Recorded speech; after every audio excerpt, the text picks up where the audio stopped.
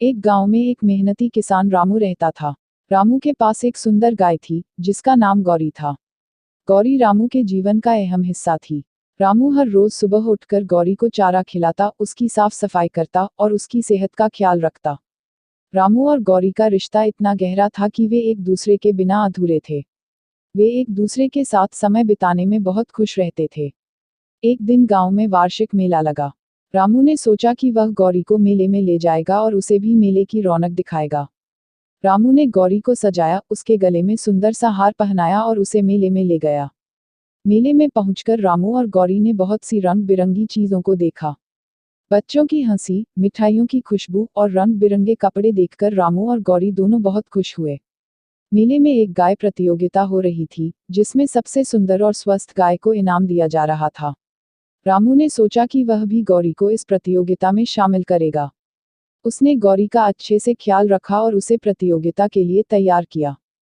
गौरी भी रामू के प्यार और मेहनत को समझती थी और पूरी मेहनत से प्रतियोगिता में भाग ली। प्रतियोगिता के दौरान गौरी ने अपने सुंदरता और स्वास्थ्य का परिचय दिया और अंत में उसे सबसे सुंदर गाय का खिताब मिला। गौरी के खिताब जीतने के बाद रामू और गौरी को इनाम में एक बड़ा सा घड़ा मिला। इस घड़े में पानी भरकर रामू ने उसे गांव के बाकी लोगों के साथ बांटने का फैसला किया। रामू का मानना था कि इनाम का असली मतलब तभी होता है जब उसे दूसरों के साथ बांटा जाए। रामू के इस भाव से गांव के लोग बहुत प्रभावित हुए और उसकी प्रशंसा की। समय बीतता गया और रामू और गौरी का रिश्ता और भी मजबूत हो गया। एक दिन गांव में अचानक से सूखा पड़ गया। गांव के लोग बहुत परेशान हो गए क्योंकि उनके पास पानी की कमी हो गई थी। रामू ने सोचा कि इस संकट की घड़ी में वह अपने इनाम के घड़े का पानी गांव के लोगों के साथ बांटेगा।